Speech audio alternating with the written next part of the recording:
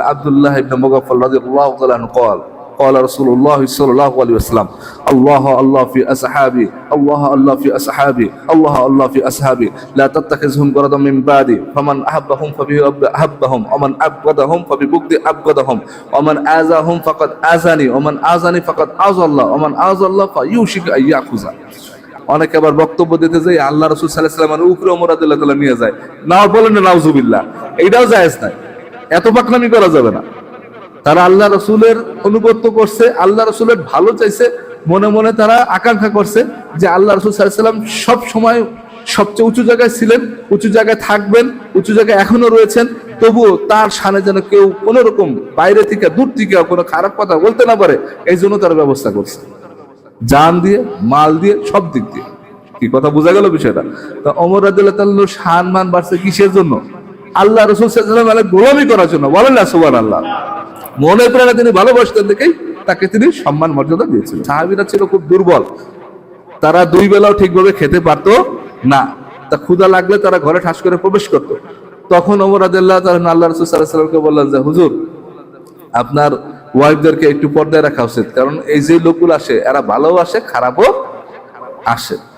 সাথে সাথে আল্লাহ তাআলা সূরা আহজাবের 53 নম্বর আয়াত নাযিল করে দিলেন। বলেন না সুবহানাল্লাহ, যে তোমরা অনুমোদিত ঘরে প্রবেশ করবে না, আর যারা আল্লাহ রাসূলের স্ত্রী তাদেরকে অবশ্যই কি পর্দার আড়ালে থাকতে হবে, তোমরা পর্দার আড়াল থেকে তাদের নিকট চাও। বলেন না সুবহানাল্লাহ। এখন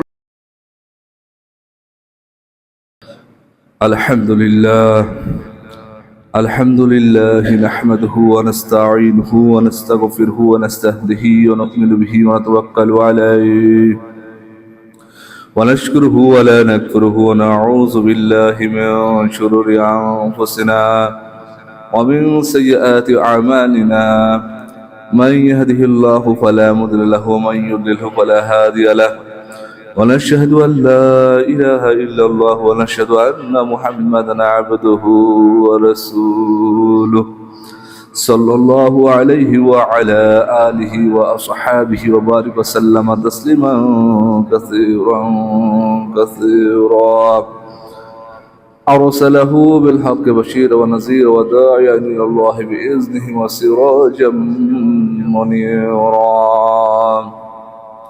أما بعد يا أيها الأخوان اعلموا أن الدين عند الله الإسلام ومن يبتغي غير الإسلام دينا فلن يقبل منه وهو في الآخرة من الخاسرين.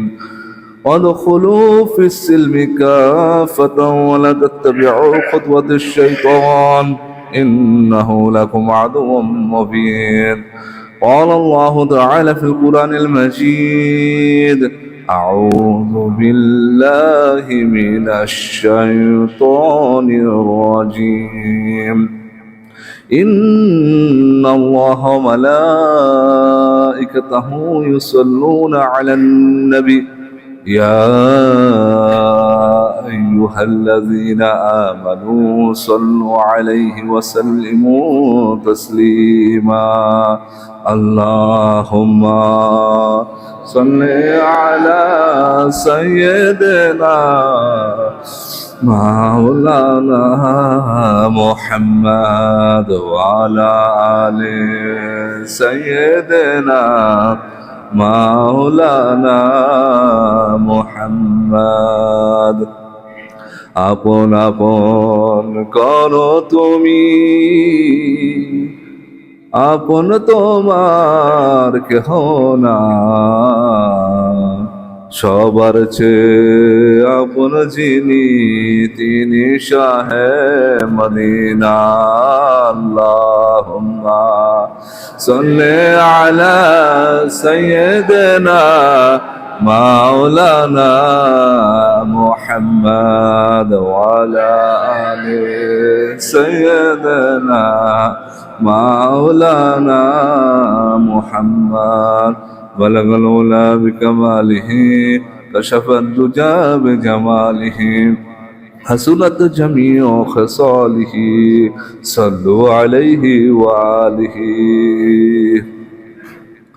মহান সৃষ্টিকর্তা মহান আল্লাহ তাআলা যিনি এই পৃথিবীকে সৃজন করেছেন, এই জমিনকে আমাদের জন্য বিছানা স্বরূপ বানিয়েছেন এবং আসমান থেকে বাড়ি বর্ষণ করেন।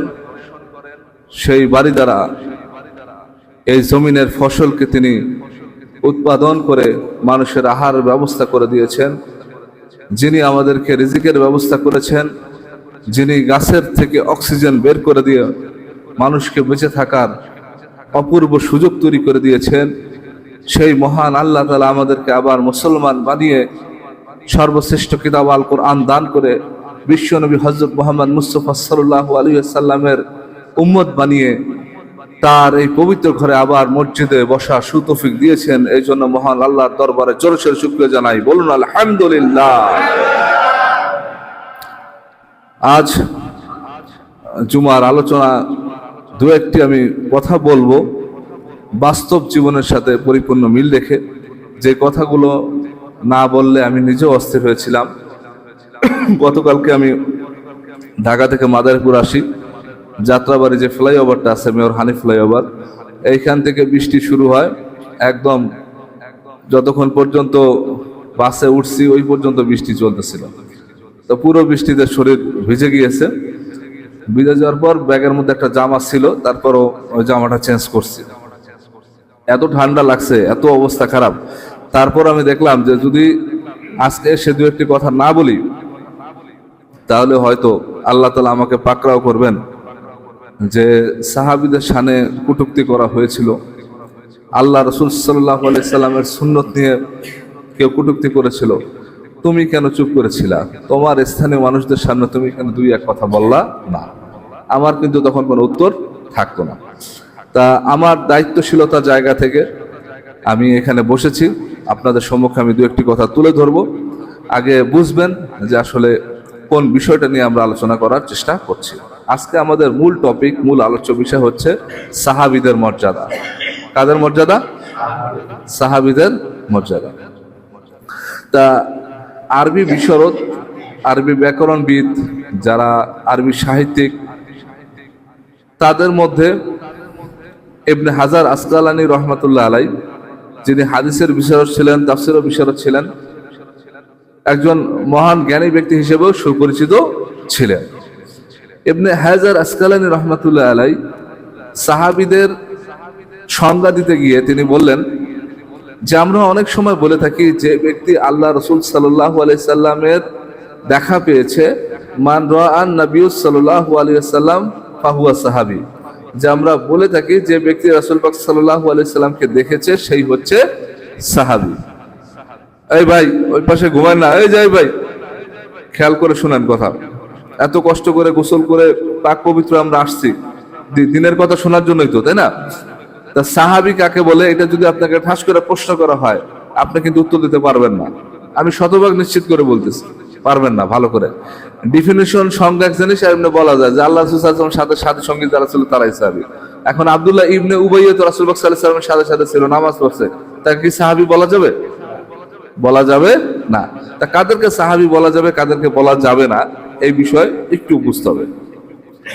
তা তিনি বলেন মান রাআন নবী সাল্লাল্লাহু আলাইহি ওয়াসাল্লাম ফাহুয়া সাহাবী, যে আমরা বলে থাকি যে ব্যক্তি আল্লাহ রাসূল সাল্লাল্লাহু আলাইহি সাল্লামকে দেখেছে সেই হচ্ছে সাহাবী। কিন্তু আসলে এই সংজ্ঞাটা ভুল। কেন ভুল? কারণ কিছু কিছু সাহাবী ছিল অন্ধ। কি ছিল? অন্ধ। কি তারা আল্লাহ রাসূল সাল্লাল্লাহু আলাইহি সাল্লামকে কি চোখ দিয়ে দেখছে? চোখ দেখছে? দেখে নাই।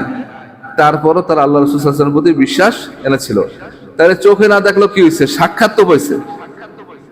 কি পাইছে? সাক্ষাৎ পাইছে, সাহচর্যে যাওয়ার সুযোগ পেয়েছে।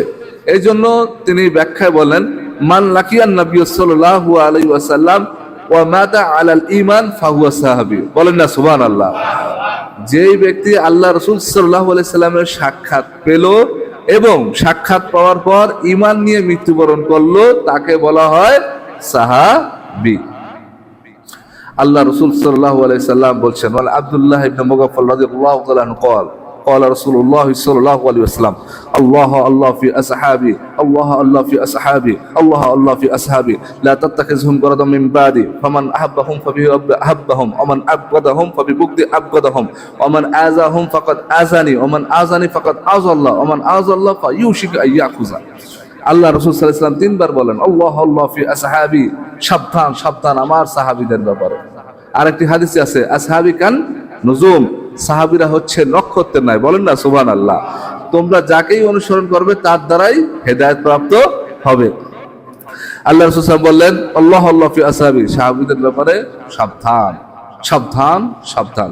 লা তাত্তাকিজহুম গরাদাম মিন বাদি, তাদেরকে আমি চলে যাবার পর, অর্থাৎ আল্লাহ রাসূল সাল্লাল্লাহু আলাইহি ওয়াসাল্লাম যখন পৃথিবী ছেড়ে চলে যাবে, তাদেরকে তোমরা গালিগালাজ বা উগ্র ভাষায় কথাবার্তা বলার কোনো প্রচেষ্টা করিও না।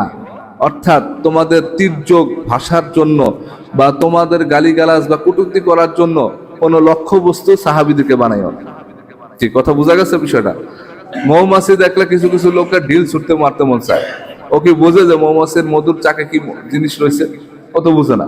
তাই যে লক্ষ্যবস্তু বানানো, কিছু লোক আছে নিরীহ মানুষ টার্গেট করে, যে একদম মহিলা নম্রভাবে হাঁটতেছে বা একদম বয়স্ক লোক, এর হাতে যদি টাকার মোচা মোচা কেউ দেখে, লক্ষ্যবস্তু বানায় কিনা যে আরে চিন্তাই করতে হবে বা ডাকাতি করতে হবে।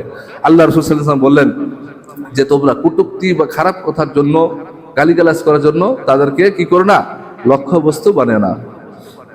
ফামান আহাব্বাহুম ফাহুব্বি আহাব্বাহুম, বস্তুত তাদেরকে যারা ভালোবাসলো মূলত আমাকে ভালোবেসেই তাদেরকে ভালোবাসলো। বলে না সুবহানাল্লাহ। আর যে ব্যক্তি তাদেরকে ঘৃণা পোষণ করলো সে মূলত আমার প্রতি ঘৃণা পোষণ করেই তাদেরকে ঘৃণা পোষণ করলো।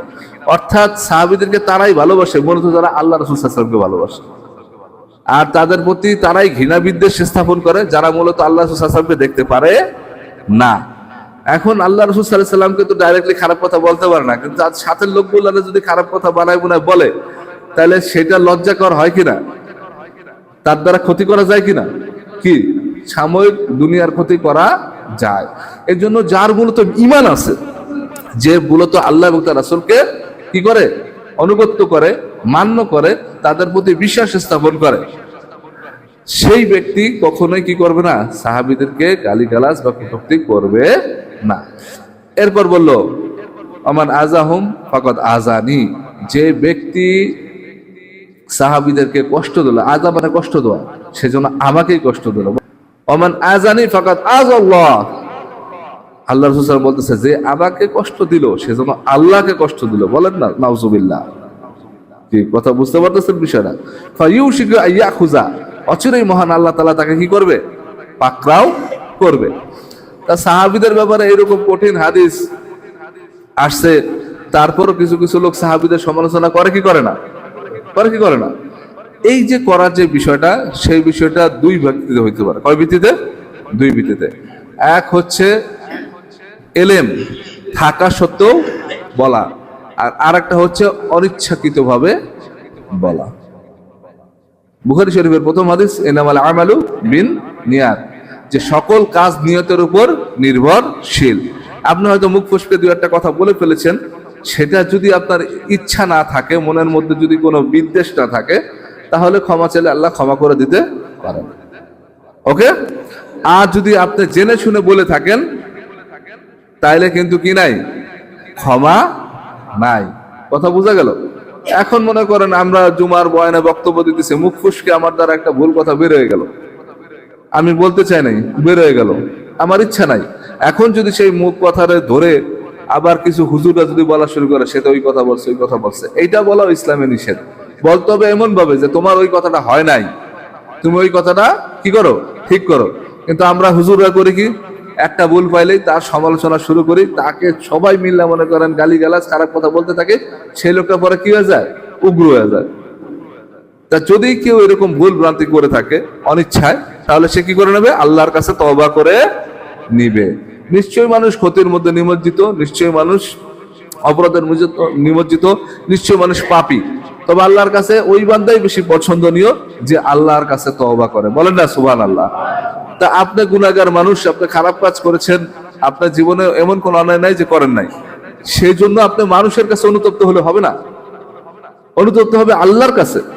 আপনি আল্লাহর কাছে বলবেন যে হ্যাঁ আল্লাহ, আমি এই খারাপ কাজ করেছি, গুনাহগুলো করেছি, তুমি যদি আমাকে ক্ষমা না করো তাহলে তো আমি তো ক্ষতিগ্রস্ত হয়ে যাব, আর তুমি যদি আমাকে ক্ষমা করে দাও, আমি প্রতিশ্রুতি দিচ্ছি পরবর্তীতে আমি আর এরকম গর্হিত খারাপ কাজ করব না। এটা আল্লাহর সাথে কমিটমেন্ট থাকতে হবে। আপনি মসজিদে আসলেন, সালাম দিলেন, তওবা করেন, আবার যে সেই একই রকম খারাপ কাজ করলেন, তাহলে কিন্তু চলবে না। ক্লিয়ার কথাটা? আচ্ছা, এখন আমরা এই যে বিষয়গুলো বলতেছি একটু একটু করে দেখবেন। আরেক ব্যক্তিকে জিজ্ঞাসা করলো যে আপনি তো ইসলামী সংগঠনের নেতা, তা আপনার তো মুখে দাড়ি নাই, আবার মাথায় টুপিও নাই, আপনি কিভাবে নেতা হলেন? এখন সে বক্তব্যের মধ্যে বলতেছে যে আল্লাহ রাসূল সাল্লাল্লাহু আলাইহি ওয়াসাল্লাম যে জমানায় ছিল তখন সবাই জুব্বা পরতো আর সবাই মুখে দাড়ি রাখতো। আল্লাহ রাসূল সাল্লাল্লাহু আলাইহি ওয়াসাল্লাম স্পেসিফিক্যালি কোনো জায়গায় বলে নাই যে দাড়ি রাখো, বলেন না নাউজুবিল্লাহ। এটা আল্লাহ রাসূল সাল্লাল্লাহু আলাইহি ওয়াসাল্লামের প্রতি সরাসরি মিথ্যা অপবাদ দেওয়া। কারণ ওই সময় সবাই লম্বা জুব্বা পরলেও সব জুব্বা কই ছিল? টাকনুর নিচে ঝুলে ঝুলে থাকতো। কি কথা বোঝা গেল বিষয়টা? কিন্তু আল্লাহ রাসূল সাল্লাল্লাহু আলাইহি ওয়াসাল্লাম জুব্বা পরতেন কোন জায়গায়? টাকনুর উপরে। ওই সময় জুব্বা যারা পরতো, আমির বড় লোক যারা ছিল, টাকা পয়সা মালিক ছিল, তারা রেশমি কাপড় পরতো, বিভিন্ন ধরনের সোনার জিনিস, রূপার জিনিস জামার মধ্যে থাকতো। আল্লাহ রাসূল সাল্লাল্লাহু আলাইহি ওয়াসাল্লাম এটা কখনোই পরে নাই। তাদের জামা কাপড় অনেক সময় ফাড়া থাকতো, ছিঁড়া থাকতো। আল্লাহ রাসূল সাল্লাল্লাহু আলাইহি ওয়াসাল্লামের জুব্বা কি ছিল? রাউন্ড করা, সেলাই করা ছিল। কি কথা বোঝা যায় বিষয়টা? হ্যাঁ, দাড়ি রাখা, দাড়ি রাখা সুন্নত। দাড়ি রাখা কি? দাড়ি রাখা সুন্নত। পালন করা কি? ওয়াজিব। পালন করা কি? ওয়াজিব। এন্ড প্রশ্ন আসতে পারে, হুজুর এটা আবার কেমন হলো? একই জিনিস দুই ভাবে, একই জিনিস দুই ভাবে। আল্লাহ রাসূল সাল্লাল্লাহু আলাইহি ওয়াসাল্লাম দাড়ি রেখেছে, আল্লাহ রাসূল সাল্লাল্লাহু আলাইহি ওয়াসাল্লাম দাড়ি রেখেছে, তাই আমরাও দাড়ি রাখছি। এটা কি সুন্নাত? এটা কি? আল্লাহ রাসূল সাল্লাল্লাহু আলাইহি ওয়াসাল্লাম টুপি পরছে, আমরাও টুপি পরি। এটা কি? সুন্নাত। কিন্তু আল্লাহ রাসূল সাল্লাল্লাহু আলাইহি ওয়াসাল্লাম বলছে আবার আলাদাভাবে, দাড়ি রাখো, এক মুষ্টি দাড়ি রাখো। অর্ডার কি আসছে? কি আসছে? অর্ডার আসছে, হুকুম। জজ সাহেব যখন অর্ডার দিয়ে দেয়, হাকিম লড়ে তবু হুকুম লড়ে না। জজ পরিবর্তন হইতে পারে, এই জজ থেকে আরেক জজ আসতে পারে, যাইতে পারে, কিন্তু অর্ডার যেটা হয়ে যায় ওই অর্ডার কি আর পরিবর্তন করা যায়? যায় না। আল্লাহ রাসূল সাল্লাল্লাহু আলাইহি ওয়াসাল্লাম অর্ডার দিয়েছে দাড়ি রাখতে হবে, এই জন্য এটা কি হয়ে গেছে? ওয়াজিব হয়ে গেছে। এই মাসালার প্রেক্ষাপটে যে আমরা জানতে পারলাম, বুঝতে পারলাম যে আল্লাহ রাসূল সাল্লাল্লাহু আলাইহি ওয়াসাল্লাম যে সুন্নাহ, সেই সুন্নাহ পদ্ধতি আল্লাহ রাসূল সাল্লাল্লাহু আলাইহি ওয়াসাল্লাম নিজেই সাহাবীদেরকে বলেছেন যে এইভাবে জীবন যাপন করলে তোমার জীবন সফল হবে। তা ওই যে আমির যে কথাগুলো বলছে, এই কথাগুলো উত্তর যদি আমরা না বলে দিই, আমরা দায়ী থাকবো কিনা? হ্যাঁ, যারা আমরা দাড়ি রাখি না কিন্তু 5 ওয়াক্ত নামাজ পড়ি, তারা কিন্তু একটা ওয়াজিব তরক সর্ব অবস্থায় করতেছে, সর্ব অবস্থায় সব সময়। তা আপনি চেষ্টা করবেন যে আজকে আমি 40 বছরও আমাকে ফিট লাগতেছে, ঠিক আছে, কিন্তু আমাকে যদি বলা হয় যে আমি তোমাকে 1 কোটি টাকা দেব, আমি তোমাকে কয় কোটি টাকা দেব? 1 কোটি টাকা দেব, তবে বিনিময়ে একটা শর্ত আছে। সত্যি তুমি আমাকে 1 কোটি টাকা দেবে? বলে কি হ্যাঁ, আমি তোমাকে সত্যি 1 কোটি টাকা দেবো। তবে শর্ত কি? তবে শর্ত হচ্ছে যে তোমাকে এই যে এই বিষটা আছে, এই বিষটা পান করে তোমাকে কি করতে হবে? মরে যেতে হবে। এখন বলতেছে যে এইটা তোমার পক্ষে সম্ভব না। তাহলে বললো যে ঠিক আছে, তাহলে তোমার একটা হাত কেটে দাও, তোমার একটা হাত কেটে আমার কাছে দাও, আমি তার বিনিময়ে তোমাকে 1 কোটি টাকা দেই। কি? তারপর সে বললো না। তাহলে একটা চোখ দাও। তারপর কি বললো? না। ওর বলে যে মহান আল্লাহ তাআলা তোমাকে হাত দিয়েছে, চোখ দিয়েছে, প্রত্যেকটা দিন তোমাকে দান করতেছে, গিফট করতেছে। আজকে মারা গেলে তো কালকে তোমার কোনো ভ্যালু নাই। কি আছে? কোনো ভ্যালু আছে? কোনো মূল্য থাকবে না। প্রত্যেকটা দিনের মূল্য যদি তুমি 1 কোটি টাকা করে ধরো, তাহলে তুমি দেখো 365 দিন, 1 বছর তোমার 365 কোটি টাকা। আল্লাহ তাআলা কি নিয়ামত দিচ্ছে। ওই 365 কোটি টাকা বাদ দিলাম, আমার চোখের দাম 1 কোটি করে যদি ধরি, 2 চোখ 2 কোটি টাকা, 2 হাত 2 কোটি টাকা, 2 পা 2 কোটি টাকা, একটা হার্টের দাম 1 কোটি টাকা, মানে এই শরীরের মধ্যে বিভিন্ন অঙ্গ প্রত্যঙ্গ ধরলে 20 থেকে 30 কোটি টাকা আছে। কি বুঝা গেল কিনা? এই এত নিয়ামত পাওয়ার পর আমরা যদি আল্লাহ শুকরিয়া গুজার না করি, তাহলে কি চলবে? আল্লাহ তাআলা যা আমাদেরকে দিয়েছেন তাই নিয়ে শুকরিয়া গুজার করতে হবে কি হবে না বলেন? এই জন্য জোরে সোরে বলি আলহামদুলিল্লাহ। তা যে ব্যক্তি পরিবর্তন আনবেন যে আমি হজ করে আসছি, হাজি হয়ে গেছি দেখি আমি দাঁড়িয়ে রাখছি, না, সওয়াব পাইলেন না, সওয়াব থেকে বঞ্চিত হলেন। আপনি দাঁড়িয়ে রাখবেন কার জন্য? কার জন্য? আল্লাহর জন্য। যে আল্লাহর সন্তুষ্টি অর্জন হচ্ছে কিনা সেটা আমার মূল লক্ষ্য, বিষয়বস্তু হতে হবে। এখন আমরা আর একটি প্রেক্ষাপট আয়াতে যাব। সেই আয়াত যাওয়ার মূল উদ্দেশ্য, লক্ষ্য হচ্ছে যে মানুষদেরকে বাতলিয়ে দেওয়া, তাদেরকে বলে দেওয়া, বুঝিয়ে দেওয়া যে কেন আল্লাহ তাআলা পৃথিবীতে প্রেরণ করছেন, কেন আমরা পৃথিবীতে আসছি, আমাদের কাজ কি। কি আল্লাহ তাআলা প্রত্যেকে কাজ দিচ্ছে না? হ্যাঁ, তো যৌবন বয়সে, যুবক বয়সে একটা মেয়েকে দেখলে যে ফিলটা, সেটা কি আফটার 40 ইয়ার্স, 40 বছরের পর সেই ফিলটা কি পাওয়া যায়? যতই টাকা পয়সা কোটিপতি যাই হই না কেন, সেটা কিন্তু পাওয়া যায় না। ঠিক তেমনি ভাবে মহান আল্লাহ তাআলা যৌবনের ইবাদতকে পছন্দ করে। যৌবনের সময় ওই প্রচন্ড খরা গরম রোদের মধ্যেও ক্রিকেট খেলতে গেলে দুর্বল লাগে না। প্রচন্ড বৃষ্টিপাতের মধ্যেও আপনি ঘন্টার পর ঘন্টা ফুটবল খেলতে পারবেন, আপনি ক্লান্ত হবেন না। কি কথা বোঝা গেল বিষয়টা? সেই যে আপনার স্ট্যামিনা, সেই যে গায়ের এনার্জি, এইটা কিন্তু 40 বছর পর আর মানুষের থাকে না। 40 বছর পর কি হয়, কিছু শক্তি অর্জিত হলেও একটু বৃষ্টির ফোঁটা লাগলে অসুস্থ হয়ে যাওয়া লাগে। কি ঠিক না? প্রচন্ড রোদের মধ্যে বেশিক্ষণ হাঁটলে হিট স্ট্রোকও মানুষের হয়, মানুষের হচ্ছে, কষ্ট পাচ্ছে। তা আপনাকে ভাবতে হবে যে 40 বছরের ওই ইবাদত বন্দেগী পরে যা করব, 50 বছর যা করব, 60 বছর যা করব, আদৌ কি আমি ওই পর্যন্ত পৌঁছাতে পারবো? আসলে কি সম্ভাবনা আছে? অনেককে দেখি আমার বাড়ির পাশে 70 বছর 50 বছর বাঁচতেছে। আবার ওই অনেকেই দেখেন আমাদের যে খলিল ব্যাপারী সাহেব, তার সন্তানটা ইয়াং বয়সে কিন্তু চলে গেল, সেও তার কিছুদিন পরে সেও চলে গেল। অনেক সময় বাবার আগে পুত্র চলে যায়। মানুষ মরার পর বলতে থাকে, ইয়া লাইতানি, হায় রে কি দুর্ভোগ আমার, একটা বার যদি আমি জিকির আজকার আর একটু বেশি করতাম, তাহলে হয়তো বেশি সওয়াব রেখে আসতে পারতাম। এই আফসোসটা তার থেকেই যাবে। তো দাড়ি রাখার যে বিষয়টা, সাহাবীরা দাড়ি রেখেছেন, তাই আমরা কি করব? দাড়ি রাখবো ইনশাআল্লাহ। সবাই বলি কি ইনশাআল্লাহ। তারা মসজিদে আসছে, তাই আমরা মসজিদে আসি, কি তাই না? কারণ কি, তারা আল্লাহ রাসূল সাল্লাল্লাহু আলাইহি ওয়াসাল্লামকে দেখে দেখে এই কাজগুলা করেছে। এখন আল্লাহ তাআলা বলতেছে, ওয়াইজ ক্বালা রাব্বুকা লিল মালাইকাতি ইন্নী জাইলুন ফিল আরদি খলিফা। মহান আল্লাহ তাআলা বলতেছে পবিত্র কোরআন কারীমে, স্মরণ করুন ওই সময়ের কথা যখন আল্লাহ তাআলা ফেরেশতাদেরকে বলল যে নিশ্চয়ই আমি পৃথিবীকে কি করব? মানুষ প্রেরণ করব। কিসের জন্য? কিসের জন্য? আমার প্রতিনিধি হিসেবে প্রেরণ করার জন্য। বলেন না সুবহানাল্লাহ। প্রতিনিধি কাকে বলে আগে এটা বুঝতে হবে। ক্লাসে ক্যাপ্টেন যদি না থাকে, এক রোল যদি না থাকে, প্রতিনিধি কি হয়ে যায়? 2 রোল। কয় রোল? 2 রোল। আমাদের মনির হাওলাদার সাহেব চেয়ারম্যান ছিলেন, তিনি যদি চেয়ারম্যান থেকে সরে যেত, তাহলে প্রতিনিধি হিসেবে চেয়ারম্যান কে হয়ে যেত? বলেন, কে হইতো চেয়ারম্যান? আনোয়ার হোসেন মোল্লা কাকা। সিস্টেমটা শিখতে হবে যে প্রতিনিধি কাকে বলে, না বলি। শাহজাহান খান নাই, এমপির প্রতিনিধি কি হবে? ওই সময় যে লোক ছিল সে হয়ে যেত। কি কথা বুঝতে পারতেছেন বিষয়টা? তার প্রত্যেকের প্রতিনিধি আছে। তা আল্লাহ তাআলা পৃথিবীতে এসে ইসলাম কায়েম করবে না, আল্লাহ তাআলা ইসলাম কায়েম করার জন্য মানুষকে প্রতিনিধি হিসেবে প্রেরণ করছে। বলেন না সুবহানাল্লাহ। কি কথাগুলো বোঝা যাইতেছে?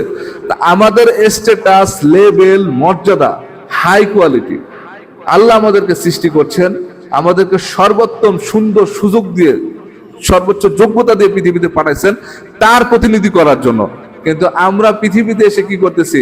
তার প্রতিনিধিত্ব করতেছি না, তার গোলামি করতেছি না, গোলামি করতেছি অন্য মানুষের, নফসের, টাকা পয়সার। বলেন না নাউজুবিল্লাহ। কি কথা বোঝা যাচ্ছে বিষয়টা? তাইলে দেখা গেল যে এই যে প্রতিনিধি যে কথাটা বললাম, এই প্রতিনিধির মর্ম বা মর্যাদা বুঝতে গেলে খোলাফায়ে রাশিদিনের মর্ম মর্যাদা, সাহাবীদের মর্ম মর্যাদা বুঝতে হবে। আল্লাহ রাসূল সাল্লাল্লাহু আলাইহি সাল্লাম চলে যাওয়ার পর প্রতিনিধি হিসেবে কারা ছিলেন? সাহাবীরা ছিলেন। কারা ছিলেন? সাহাবীরা ছিলেন। তাদেরকে দেখে দেখে তাবিঈরা আমল করেছে, যে কিভাবে আমল করলে আল্লাহকে পাওয়া যাবে, কিভাবে আমল করলে আল্লাহ রাসূলকে পাওয়া যাবে, সেইগুলা শিখেছেন। সাহাবীদের মধ্যে সর্বশ্রেষ্ঠ হচ্ছে হযরত আবু বকর সিদ্দিক রাদিয়াল্লাহু তাআলা আনহু। কেন? প্রশ্ন আসতে পারে কেন? এক কথার মূল উত্তর, আল্লাহ রাসূল সাল্লাল্লাহু আলাইহি ওয়াসাল্লাম তার পিছনে নামাজ পড়েছেন। বলেন না সুবহানাল্লাহ। এই পৃথিবীতে বসিয়ে তিনি দেখাই দিয়ে গেছেন যে আমার পরে প্রতিনিধিত্ব করার একমাত্র পাওয়ার কার থাকবে? আবু বকর সিদ্দিক রাদিয়াল্লাহু তাআলা আনহুর থাকবে। এই কথা বোঝা গেল কিনা? হ্যাঁ। এরপর আর কি আর ভাইঙ্গা বলা লাগবে? সেই গুহার ঘটনা বলা লাগবে? আল্লাহ রাসূল সাল্লাল্লাহু আলাইহি ওয়াসাল্লামের জন্য যে সাপের কামড় গেছে, সেগুলো আর বলা লাগবে? হ্যাঁ, এগুলার বলার প্রয়োজন নাই। কঠিন, তার সম্পর্কে একটা কঠিন আয়াত আসছে, লা তাহজান ইন্নাল্লাহা মা'ানা। তুমি বিষণ্ণ হয়ে না, আল্লাহ আমাদের সঙ্গে আছে। বলেন না সুবহানাল্লাহ। অর্থাৎ ওই গুহার মধ্যে যখন আল্লাহ রাসূল সাল্লাল্লাহু আলাইহি ওয়াসাল্লাম সাথে বসে আবু বকর সিদ্দিক রাদিয়াল্লাহু আনহু বিষণ্ণ হয়ে পড়লেন যে ওই মক্কা থেকে কাফের মুশরিকরা আমাদেরকে ধরতে পারে, পাকড়াও করতে পারে, আমার জীবন চলে গেলে চলে যাক, আল্লাহ রাসূল সাল্লাল্লাহু আলাইহি সাল্লামকে কোনো যেন একটু কটূক্তি করতে না পারে, কোনো আঘাত না করতে পারে, আমি আবু বকর জীবিত থাকা অবস্থায়। তিনি পেরেশানি হয়ে গেলেন, টেনশনে পড়ে গেলেন। তখন আল্লাহ তাআলা আয়াত নাযিল করে দিলেন, লা তাহজান ইন্নাল্লাহা মা'ানা, তুমি বিষণ্ণগ্রস্ত হও না আবু বকর, আবু বকর মনে রাখো নিশ্চয়ই আল্লাহ তাআলা আমাদের সঙ্গে রয়েছেন। বলেন না সুবহানাল্লাহ। তা আল্লাহ তাআলা ওহী নাযিল করলেন, আর এই ওহী কে বললেন? হযরত মুহাম্মদ সাল্লাল্লাহু আলাইহি সাল্লাম আবু বকরকে জানিয়ে দিলেন। এরপর আসি হযরত ওমর রাদিয়াল্লাহু তাআলা আনহুকে। হযরত ওমর রাদিয়াল্লাহু তাআলা আনহুকে নিয়ে অনেকবার কোরআনের আয়াত নাযিল হয়েছে। বলেন না সুবহানাল্লাহ। প্রায় 5 বারের অধিক। যখন বদর যুদ্ধে কাফের মুশরিকরা আমাদের সাথে লড়াই করলো, তখন আমরা ছিলাম কয়জন? 313 জন। কয়জন? আর কাফের মুশরিকরা ছিল প্রায় 1000-এর মতো। কত? 1000-এর মতো। তা এই 313 জনের সাথে কিন্তু লড়াই করে পারে নাই। ওদের সাথে ওই সময়ের আধুনিক অস্ত্র ছিল, আর আমাদের কাছে টুকিটাকি কিছু অস্ত্র ছিল। তারপর আল্লাহ তাআলা আমাদেরকে জিতায় দিয়েছিলেন কার কারণে? আল্লাহ রাসূল সাল্লাল্লাহু আলাইহি ওয়াসাল্লামের দোয়ার কারণে। বলেন না সুবহানাল্লাহ। যার পূর্বের কোনো গুনাহ নাই, যার পরের কোনো গুনাহ নাই, জোরে সোরে বলেন না সুবহানাল্লাহ। তারপর সে আল্লাহর কাছে দোয়া করতো, আল্লাহর কাছে চাইতো। বলেন না সুবহানাল্লাহ। তিনি জানতেন যে বদরের যুদ্ধে আমরা জয়ী হব, তারপরে তিনি ওই বদরের প্রান্তে গিয়ে সেজদায় পড়ে দোয়া করেছেন, ইয়া হাইয়ু ইয়া কাইয়ুম, ইয়া হাইয়ু ইয়া কাইয়ুম, ইয়া হাইয়ু ইয়া কাইয়ুম। আল্লাহ, এই গরীব অসহায় দুস্থ মানুষগুলোকে নিয়ে যুদ্ধের ময়দানে এসেছি। এই প্রথম যুদ্ধ, এই যুদ্ধে যদি তারা হেরে যায় তাহলে তো ইসলাম হেরে যাবে, তোমাকে ডাকার মতন কোনো লোক থাকবে না, মানুষের মধ্যে উৎসাহ থাকবে না। আল্লাহ, তুমি তাদেরকে জিতিয়ে দিয়ে তাদের মধ্যে উৎসাহ প্রণোদনা সৃষ্টি করে দাও। বলেন না সুবহানাল্লাহ। কি আল্লাহর কাছে চাইছে কি চায় নাই? চাইছে কি চায় নাই?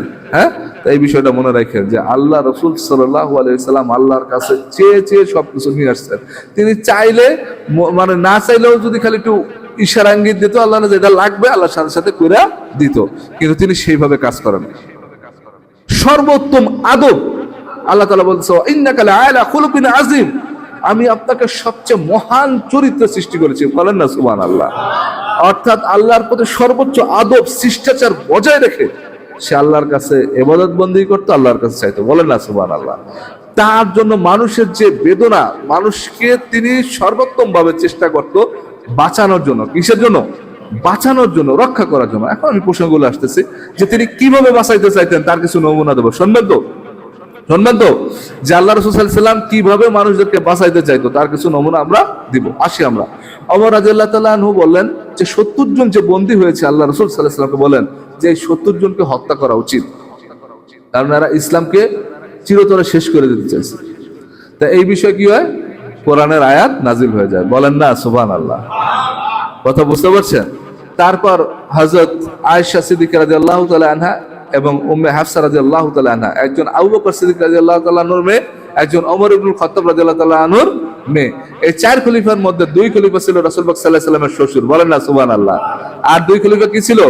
জামাতা। বাকি দুজনকে হযরত ওসমান ইবনে আফফান রাদিয়াল্লাহু তাআলা আনহু এবং হযরত আলী ইবনে আবি তালেব রাদিয়াল্লাহু তাআলা আনহু। তা হযরত ওমর রাদিয়াল্লাহু তাআলা আনহু বলেন যে হুজুর, মক্কায় তো আমরা মেয়েদেরকে কি করতাম?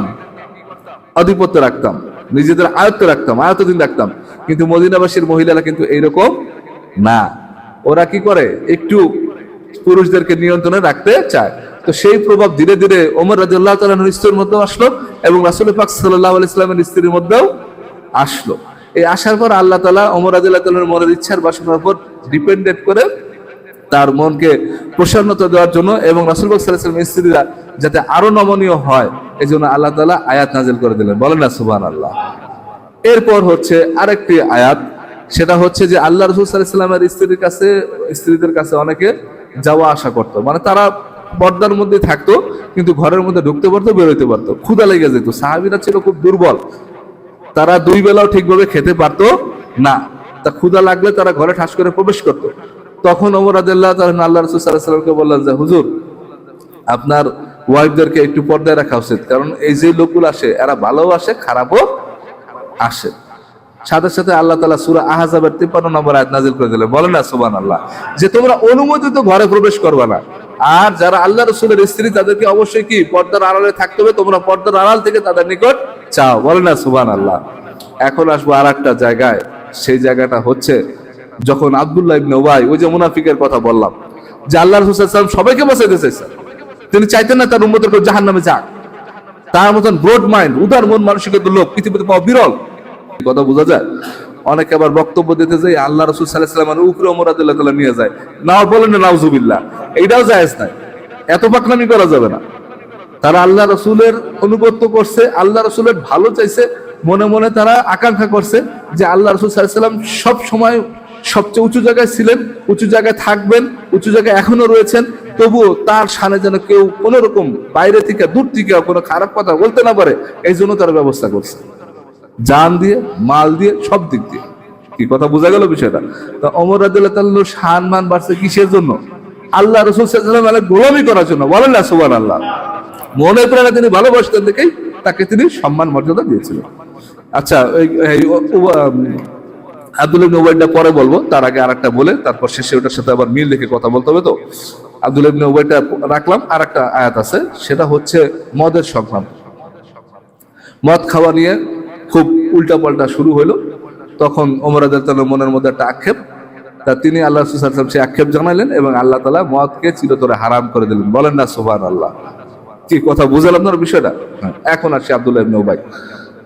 আব্দুল্লাহ ইবনে উবাই আল্লাহ রাসূল সাল্লাল্লাহু আলাইহি ওয়াসাল্লামের সাথে সাথে জামাতে নামাজ পড়তো, সব সময় তার সাথে থাকতো, আর ওই পিছন দিক দিয়ে কি করতো? তার বিরুদ্ধে যত কিছু করা যায় ষড়যন্ত্র সবকিছু করতো। এখানে একটা ঘটনা আছে, যখন আল্লাহ রাসূল সাল্লাল্লাহু আলাইহি ওয়াসাল্লাম হিজরত করে মক্কা থেকে মদিনায় চলে আসে, তখন তার চাচা আব্দুল্লাহ ইবনে আব্বাস রাদিয়াল্লাহু তাআলা আনহুর জন্য একটা জামার প্রয়োজন হয়। কিসের প্রয়োজন হয়? একটা জামার প্রয়োজন হয়। তার গা ছিল লম্বা চূড়া, স্বাস্থ্যবান। দেখবেন কেউ খাইয়া মোটা হয় আর কেউ বংশগতভাবে মোটা হয়। কি কথা বুঝতে পারছেন? তার যে লম্বা চূড়া, বডি ফিটনেস, চওড়া ফিগার, এই ফিগারে কোনো জামা পাওয়া যাচ্ছিল না। তখন আব্দুল্লাহ ইবনে উবাই তার জামাটা তাকে দিছিল। কি কথা মনে রাখেন, কিন্তু গেল একটা বিষয়। এখন আব্দুল্লাহ ইবনে উবাই তো মুনাফিকের সর্দার ছিল, কি ঠিক না? আর মুনাফিকের স্থান জাহান্নামের সর্বনিম্ন স্তরে। তা আব্দুল্লাহ ইবনে উবাইর সন্তান আসলো। সন্তান এসে বলল যে হুজুর, আপনি আমাকে আমার বাবার জন্য একটু দেন, একটু জামাটা দান করেন। তখন আল্লাহ রাসূল সাল্লাল্লাহু আলাইহি সাল্লাম তার নিজের একটা জামা তাকে খুলে দিলেন। বলেন না সুবহানাল্লাহ।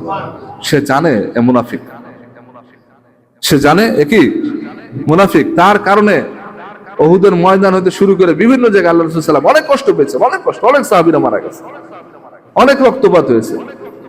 এই লোককে হত্যা করার জন্য সাহাবীরা বারবার অস্ত্র উঠাইছে, কিন্তু আল্লাহ রাসূল সাল্লাল্লাহু আলাইহি ওয়াসাল্লাম বলছে যে দেখো, ও মুখে তো লা ইলাহা ইল্লাল্লাহ বলে, ওকে যদি এইভাবে হত্যা করো তাহলে মানুষ বলবে যে তোমরা মুসলমান ভাই আর এক মুসলমানকে হত্যা করছো। কথাটা বুঝেন?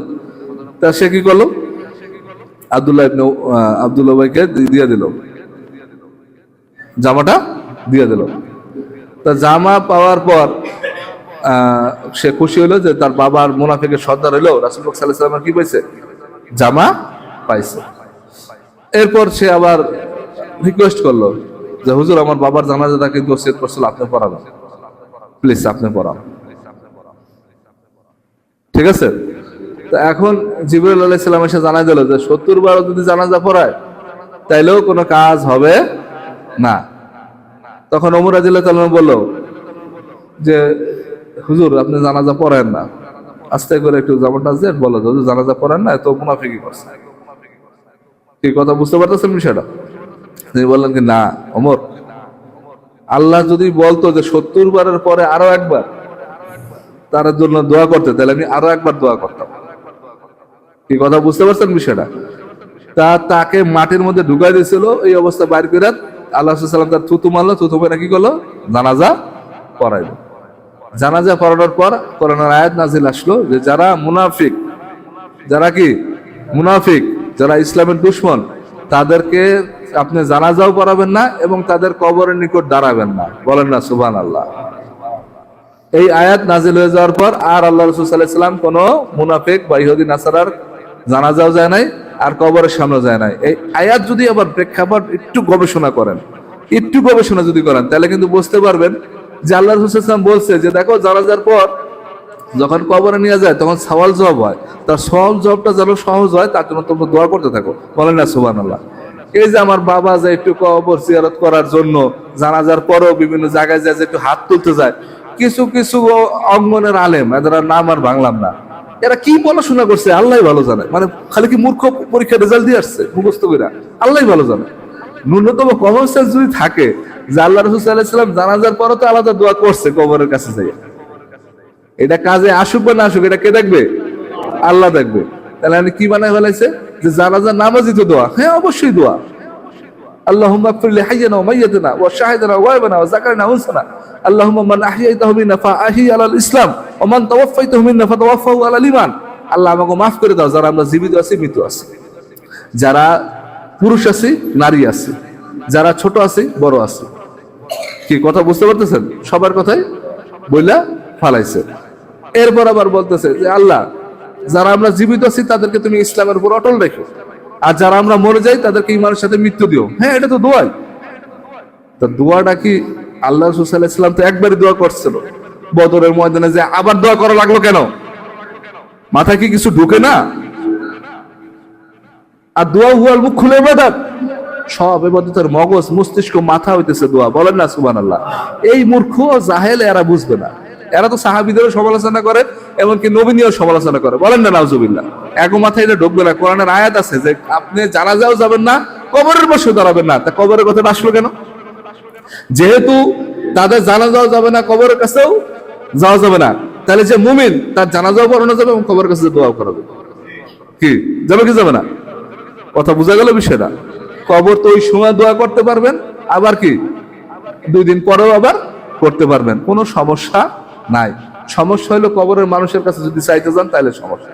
চাইতে হবে কার কাছে? চাইতে হবে কার কাছে? এতটুকু পার্থক্য। এই বেসিক না থাকলে তার ঈমান থাকবে না। ড্রাইভিং চালাইতে যে যদি ব্রেকই না ধরতে পারেন তাহলে তো অ্যাক্সিডেন্ট করে মরে যাবেন। কি কথা বোঝা গেল? এই যে যে বিষয়টা হয়ে গেল, আয়াত নাজিল হয়ে গেল।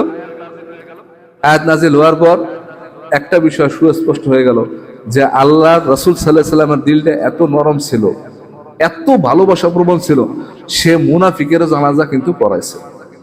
তার দিলের সাথে একটা সাধারণ মানুষ, এমনকি সাহাবীদের কোন সাহাবী 70,000, 1,44,000, 1 কোটি, 10 কোটি, বিলিয়ন বিলিয়ন ট্রিলিয়ন যত পর্যায়ে চলে যাক, সব সাহাবীরা মিল্লাও যদি মর্যাদা তৈরি করে ওই মর্যাদার সমান হবে না। তার দিলটা আল্লাহ বুঝতো। কিন্তু যখন ওই যে সাহাবীরা অন্যান্য লোকরা যখন জাইনা ফেলাইছে এই লোকটা এরকম এরকম কাজ করছে, তখন সাক্ষী হয়ে গেছে। কি কথা বোঝা গেল বিষয়টা? তা হিসাব করবেন সাহাবীদের মর্যাদা অনেকটা উপর লেভেলে। আমি গত জুমায় যে আয়াতটা বলছিলাম, লাকাদ আরসালনা রাসূলানা বিল বায়িনাতি ওয়া আনজালনা মাহুমুল কিতাবা ওয়াল মিজানা। এই যে এখানে বিষয়গুলো যে বলা হয়েছে, মিজানা ইয়াকুমান নাসু বিল কিস, এখানে আল্লাহ তাআলা বলছে আমি রাসূলদেরকে প্রেরণ করেছি, তাদের সাথে বায়িনাত মানে সুস্পষ্ট কি দিছি? প্রমাণ দিয়েছি। ও মাহুমুল কিতাব, এবং তাদের সাথে কি দিছি? কিতাব দিছি। ওয়াল মিজান, এবং ন্যায়পরায়ণ মাপার একটা দণ্ড দিছি। লিয়াকুমান নাসু বিল কিস, যাতে কি করতে পারে? মানুষের মধ্যে ন্যায়পরায়ণতা ইনসাফ প্রতিষ্ঠিত করতে পারে। এরপর আল্লাহ তাআলা বলতেছে ওয়া আনজালনাল হাদিদ, আর আমি লোহা বানিয়েছি, বলেন না সুবহানাল্লাহ। ফিহি বাসুন শাদীদ আনাফিউ লিন্নাস, এবং মানুষের জন্য কল্যাণকর আছে, উপকারিতা। মানে লোহার মধ্যে আল্লাহ তাআলা এমন স্টেট এমন জিনিস দিয়েছে তা দিয়ে আপনি হাতিয়ার বানাইতে পারবেন, যুদ্ধ করতে পারবেন। এবং মানুষের কল্যাণের জন্য কিছু আছে, অর্থাৎ হাড়ি পাতিল, যাতে আল্লাহ তাআলা দেখে নিতে পারে যে আল্লাহকে না দেখেও, তার রাসূলকে না দেখেও কারা আল্লাহ এবং তার রাসূলকে সাহায্য করে, বলেন না সুবহানাল্লাহ। এখন এই বিষয়টার সাথে যে আল্লাহ তাআলা সূরা ফাতের মধ্যে বলতেছে যে তিনি তার রাসূলকে হুদা দিয়ে পাঠাইছে। হুদা মানে পথ প্রদর্শক। এই হুদার মধ্যে 3টে শব্দ আল্লাহ একসাথে নিয়ে আসছে, বলেন না সুবহানাল্লাহ। কিরকম? এই হুদার মধ্যে বায়িনাত মানে এভিডেন্স, প্রমাণ রয়েছে। এই হুদার মধ্যে কিতাব রয়েছে, বলেন না সুবহানাল্লাহ। আর এই হুদার মধ্যেই মিজান রয়েছে, বলেন না সুবহানাল্লাহ। তো এই যে 3টা বিষয় যে আল্লাহ তাআলা একসাথে দিয়ে দিল, এই জন্য বলা হয় যালিকাল কিতাবু লা রাইবা ফি হুদাল লিল মুত্তাকিন।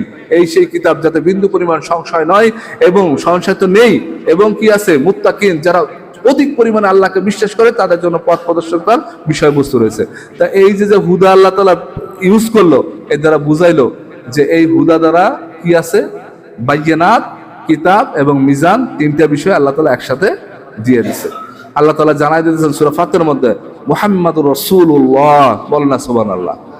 নইলে অনেকে কালেমাই মানতো না, জঘন্য কিছু আছে, কয় কালেমায় শিরাক আছে, বলেন না নাউজুবিল্লাহ। কি আলেম হইছে, গাজা করি আলেম, আল্লাহই ভালো জানে। তাই এই সূরা ফাতিরের মধ্যে আল্লাহ তাআলা কি বলতেছে, মুহাম্মাদুর রাসূলুল্লাহ, মুহাম্মদ সাল্লাল্লাহু আলাইহি ওয়াসাল্লাম হইতেছে আল্লাহর রাসূল। ওয়াল্লাযিনা মাআহু আশিদ্দাউ আলাল কুফফারি রুহামাউ বাইনাহুম। এইখানে আল্লাহ তাআলা স্পষ্ট বলে দিয়েছে যে মুহাম্মদ তো আল্লাহ রাসূল, এবং সেই সাথে সাথে তার সঙ্গী যারা রয়েছে তারা কাফেরদের উপর কঠোর আর নিজেদের মধ্যে নরম নমনীয়, বলেন না সুবহানাল্লাহ। এইখানে কিন্তু আল্লাহ তাআলা সকল সাহাবীদের প্রেক্ষাপট তুলে ধরছে, এবং এখানে সময় কম, আমি 2 মিনিটের মধ্যে শেষ করে দেব।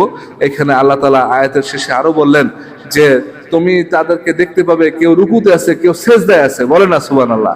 ইবাদতের মধ্যে মগ্ন তাদেরকে দেখতে পারবে। সীমাহুম ফি উজুহিহিম মিন আসারিস সুজুদ, তাদের চেহারার মধ্যে তারা যে সেজদা দেয়, সেই সেজদা দেওয়ার একটা উজ্জ্বলতা তাদের চোখ চেহারার মধ্যে প্রস্ফুটিত হবে, বলেন না সুবহানাল্লাহ। অর্থাৎ চেহারা দেখলেই বোঝা যাবে যে ইবাদত গুজার কুশারি, বলেন না সুবহানাল্লাহ। আল্লাহ তাআলা তাদের উদাহরণ তাওরাত এবং ইনজিলে দিয়েছে, বলেন না সুবহানাল্লাহ। ইনজিলেতে এমন বলা হয়েছে যে তারা হচ্ছে ওই নরম ফসলের মতন, বীজের মতন, যাদেরকে বপন করা হয়, বপন করা হলে আস্তে আস্তে করে একটা গুল্মলতা বের হয়, এবং ধীরে ধীরে এই গুল্ম কি করে, নিজের কাণ্ডের উপর, অর্থাৎ কাণ্ডের উপর শক্ত হয়ে পোক্ত হয়ে আস্তে করে দাঁড়া হয়। প্রথমে ধানের পাতা লাগালে বেঁকা হয়ে বেড়ে যায়, তেরা হয়ে যায়, কি এরকম থাকে না? পর আস্তে আস্তে কি হয়, শক্ত হয়ে আস্তে দাঁড়ায়, দাঁড়ানোর পর এক সময় মজবুত হয়ে যায়। তখন এমন ভাবে দাঁড়িয়ে যায়, সেগুলোকে দেখলে যে চাষি, এখানে চাষিকে আল্লাহ রাসূল সাল্লাল্লাহু আলাইহি ওয়াসাল্লাম, আর ফসল কারা, সাহাবীরা, বলেন না সুবহানাল্লাহ। আর এই সব ফসল দেখলে চাষি খুশি হয়, কিন্তু অন্যান্য যারা কাফের মুশরিক আছে তাদের অন্তরে গা জ্বালা শুরু হয়ে যায়, বলেন না নাউজুবিল্লাহ। সুতরাং যারা দ্বীনের খেদমত দেখে খুশি হয়, যারা মানুষকে ইসলামের পথে আসতে দেখে খুশি হয়, আল্লাহ তাআলা খুশি হয়ে যায় তাদের উপর, বলেন না সুবহানাল্লাহ।